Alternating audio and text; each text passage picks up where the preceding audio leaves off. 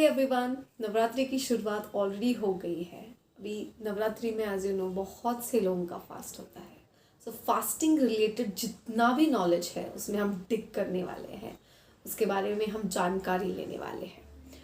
Fasting कुछ लोग 9 दिन करते हैं, कुछ लोग स्टार्ट और एंड ये 2 दिन फास्ट करते हैं।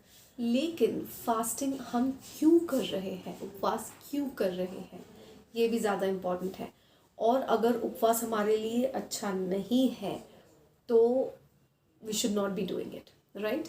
तो इस वीडियो में हम जानेंगे कि ऐसे कौन से लोग हैं जिनको फास्ट करना चाहिए प्रेफरेबली, और ऐसे कौन से लोग हैं जिनको फास्ट नहीं करना चाहिए, उपवास नहीं करना चाहिए। तो चलिए शुरू करते हैं। पहले हम बात करेंगे उन लोगों के बारे में जिनको फास्ट करना चाहिए। फर्स्ट आते हैं स्थूल लोग, जो जिनका वज़न नॉर्मल से ज़्यादा है, लेकिन उनको फास्टिंग वज़न कम करने के लिए करना चाहिए क्या? इसका जवाब है नहीं। फास्टिंग का एक बोनस बेनिफिट ये है कि उससे वज़न कम होता है, लेकिन वज़न कम करने के लिए अगर हम फास्ट करेंगे तो वो गलत होने के चांसेस ज़्यादा है। हमें फास्टिंग में ऑटोफेजी में जाना है, इसका बोनस वेट लॉस है। लेकिन अगर हम स्टार्व करेंगे, अच्छे से फास्ट नहीं करेंगे, following all the rules, we might gaining even more weight than before. So हमें, जो लोग वज़न जिनका ज़्यादा है, they are eligible for fasting, वो फास्टिंग डेफिनेटली कर सकते हैं, लेकिन वज़न कम करने के लिए नहीं, उनके हेल्थ को अच्छा करने के लिए, शरीर में से टॉक्सिन्स को बाहर निकालने के लिए, हल्का महसूस करने के लिए और रिफ्रेश होने के लिए फास्ट कर सकते हैं। सेकंड, जिन लोगों को स्किन रिलेटेड कंप्लेंट्स है, स्किन डिजीजेस है, they are eligible for fasting. For example psoriasis जिनको है, एक्यूटली डेवलप हुआ है या फिर क्रॉनिक बहुत सालों से है, वो फास्टिंग कर सकते हैं, उनके लिए फास्टिंग बहुत अच्छा है। जिनको फंगल इन्फेक्शन है स्किन रिलेटेड, वो फास्टिंग कर सकते हैं, उसके रिजल्ट्स भी बहुत ज़्यादा अच्छे हैं। जिनको और स्किन रिलेटेड कंप्लेंट्स है like urticaria, chronic urticaria for example, उनके लिए भी फास्टिंग बेनिफिशियल है। सो स्किन रिलेटेड अगर आपको ये कंप्लेंट्स हैं तो आपके लिए फास्टिंग बहुत अच्छा है। थर्ड, जिन लोगों को डायबिटीज़ है, जिन लोगों को हाइपरटेंशन है यानी कि हाई बीपी, वो फास्टिंग कर सकते हैं।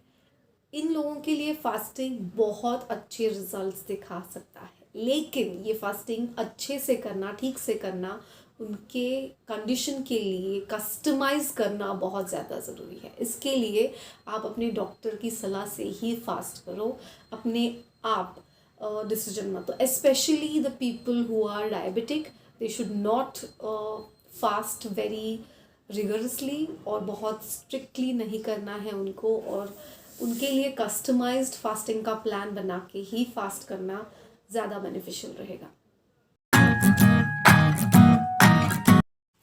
अब हम बात करेंगे उन लोगों के बारे में जिनके लिए फास्टिंग करना ठीक नहीं है, the people who should avoid fasting. First among them is growing age के बच्चे, जिन लोगों का ग्रोथ एज है, जो लोग बढ़ रहे हैं, ग्रोथ एंड डेवलपमेंट के एज में है, उनको फास्टिंग नहीं करना चाहिए। स्पेशली 18 ईयर्स तक के बच्चों को फास्ट अवॉइड करना चाहिए। मैक्सिमम एटलीस्ट 14 ईयर्स तक के बच्चों को फास्ट अवॉइड करना चाहिए।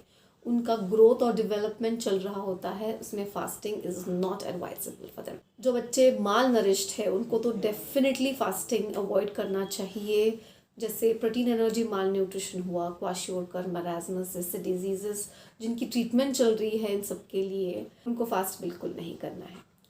तीसरे, बहुत पतले लोग जो होते हैं, बहुत ही कम वेट के होते हैं, एक्चुअली ये भी माल नरिश कैटेगरी में आते हैं, लेकिन जो एडल्ट्स भी होते हैं जो बहुत ही वज़न जिनका कम होता है, उनके लिए फास्टिंग एडवाइजेबल नहीं है। फिर भी अगर आपको लगता है that you should fast, you should definitely consider talking to your physician, take advice from your doctor before you start something new. Pregnant women and lactating mothers should avoid fasting. जो गर्भवती माताएं हैं और जो लैक्टेटिंग मदर्स है, उनको fast नहीं करना चाहिए। उनको नरिशमेंट की खुद के लिए, बच्चे की नरिशमेंट के लिए खाने की ज़रूरत होती है. So they should avoid fasting. But if you are menstruating, you can definitely fast. That is not a contraindication for menstruating women. But लेकिन जो प्रेग्नेंट है, जो लैक्टेटिंग मदर्स है, जो बच्चे को दूध पिला रही है, वो माताएं फास्ट ना करे तो बेहतर है. Fasting is a wonderful way for detoxifying your body, but more than the detoxification, it is in alignment with the strength of your digestive system. इन दिनों में डाइजेस्टिव सिस्टम का स्ट्रेंथ कम होता है, इसलिए उसको सपोर्ट करने के लिए जितना हल्का, घर का लाइट खाना हम खा सकते हैं, जितना होलसम खाना हम खा सकते हैं, जितना कम खाना खा सकते हैं, उतना खाना ज़रूरी है. अगर हम ज़्यादा ओवर ईट करेंगे, बार बार खाएंगे, तो health related, digestion related issues होना is very obvious. So fasting के लिए अगर आप एलिजिबल नहीं हैं तो एटलीस्ट आप ये कर सकते हैं कि माइंडफुली कब खाना है, क्या खाना है, कितना खाना है, इस बात पर भी अगर आप गौर करें, इस बात का ध्यान दें, तो आपकी हेल्थ अच्छी रह सकती है. Now, even if you are eligible for fasting, your body might not take a drastic change if you suddenly change something related to the diet.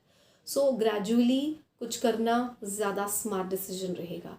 Even if you are eligible for fasting, plan out your schedule properly, talk to your physician, talk to your doctor about it, and make a schedule, proper schedule in alignment with your professional schedule. यानी कि आपकी activities जो है दिन भर की, उससे align करके अपना डाइट स्केड्यूल प्लान कीजिए.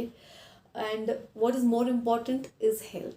You should always be health centred when it comes to taking decisions about your diet and workout. So I hope इस वीडियो से आप सबको फ़ायदा हो, and I hope you use it for your health in a very positive way. I am gonna be back with another video related to health. Until then, I wish you all wonderful health. Take care.